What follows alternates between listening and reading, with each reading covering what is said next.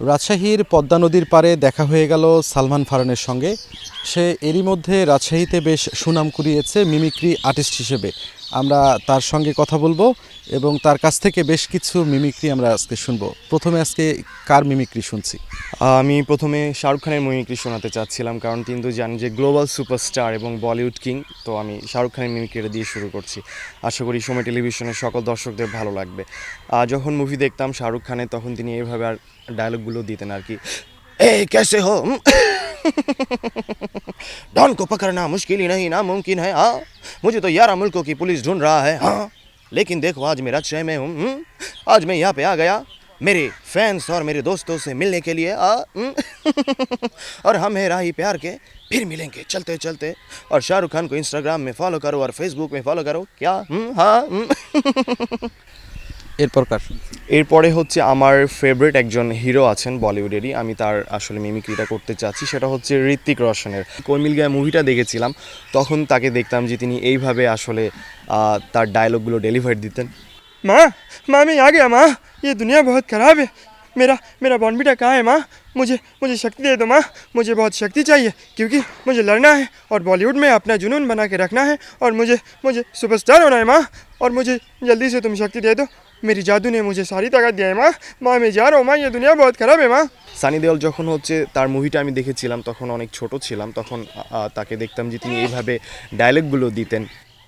ওই কাতিয়া, तू कहे तो भोंकू, तू कहे तो काटू, तू कहे तो तेरा कुत्ता बन के रहूं, लेकिन तू नहीं जानता ये हाथ नहीं है, ये हथौड़ा है। और ये मेरा हाथ, ये 2.5 किलो का हाथ है। ये जब उठता है ना, आदमी उठता नहीं, उठ जाता है। तोड़ दूंगा, फोड़ दूंगा। ओए কলকাতার অ্যাকসেন্টে যখন হচ্ছে কলকাতার দাদারা যেভাবে আর কি কথা বলেন, তখন তাদেরকে দেখতাম যে তারা বাংলাটা এইভাবে বলতেন। দাদারা কেমন আছেন? সবাই ভালো আছেন তো? আজকে কিন্তু রাজশাহীতে ভীষণ গরম পড়েছে, সেই সাথে আমাদের ওপার বাংলাতেও ভীষণ গরম পড়েছে, বুঝলেন তো? কিন্তু কি আর বলবো যে এত গরম পড়ে যায় এই ওয়েস্ট বেঙ্গলে। কিন্তু অনেক সময় হয় কি যে প্রকৃতির বাতাস খেতে আমরা পদ্মার পরে গঙ্গার পরে চলে আসি, তারপরে কিন্তু আমাদের পুরো বডিটা একদম ঠান্ডা হয়ে যায়, বুঝলেন তো দাদা? এরপরে হচ্ছে সাউথ আফ্রিকান হচ্ছে আমি অ্যাকসেন্টটা আসলে করতে চাচ্ছিলাম। সেটা হচ্ছে তারা যখন কথা বলে, তাদের আমরা সবাই জানি যে তাদের প্রোনাউন্সিয়েশনটা একটু অন্যরকম হয়ে থাকে। বিশেষ করে আমার একটা ফ্রেন্ড ছিল, ও তখন এইভাবে কথা বলতো। Yo buddy, my name is Nigidi. I'm from South Africa, brother. I have iPhone 13 Pro Max.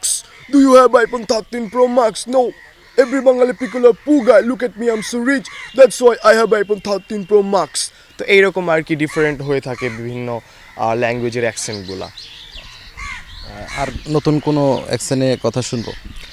নতুন বলতে হচ্ছে যেটা হচ্ছে স্প্যানিশরা বলে থাকে, যেমন আমরা ফুটবল ধারাভাষ্যে দেখে থাকি। ওরা ওরা যখন উচ্চারণটা করে, ওদেরটা একটু আবার শুনতে ভীষণ মিষ্টি দেখায়। যেমন ওরা টি এর উচ্চারণটাকে তি বলে, যেমন হচ্ছে ওলা সাসিতো মিয়ামো, my name is Enrique Iglesias, মুচো গুস্তো, ব্রাভো। তো এইরকম হচ্ছে আসলে তাদের উচ্চারণটা হয়ে থাকে। আচ্ছা, এই পথে আসার কারণটা কি, যে মিমিক্রি আর্টিস্ট হব, এটার পেছনে গল্পটা কি? এটার পেছনে হচ্ছে গল্পটা, যখন ছোটোবেলায় স্কুলে পড়তাম, তখন হচ্ছে বিভিন্ন টিচারদের আমি দেখতাম যে তারা একজন এক এক রকমভাবে কথা বলছে।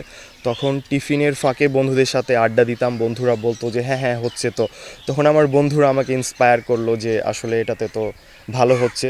তখনও বুঝতাম না যে এটাকে মিমিক্রি বলে। তারপরে যখন ইন্টারমিডিয়েটে ভর্তি হলাম রাজশাহী কলেজে, তখন আসলে আমি এই জিনিসটাকে খুবই পেশাদার হিসেবে নিয়েছি এবং এটার উপর টার্গেট করে এখন আমি হচ্ছে এগিয়ে যাচ্ছি। আর এখন স্টেজ প্রোগ্রাম কেমন চলছে? স্টেজ প্রোগ্রাম মোটামুটি রাজশাহীতে যতগুলো ইভেন্ট হয় আমি পেয়ে থাকি, বা সবাই ভালোবেসে আমাকে ডেকে থাকে।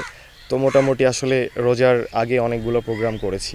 আমি যেটা মনে করি যে যার যেটা স্কিল আছে তাকে সেদিকটায় আগানো উচিত, আর এটার উপরে ভিত্তি করে তাকে হচ্ছে লাইফে একটা ভালো কিছু করা উচিত। তো আমি এটাকে পেশাদার হিসেবে নিতে চাচ্ছি এবং এটার উপরেই কাজ করে আমি আমার সাফল্য অর্জন করতে চাচ্ছি।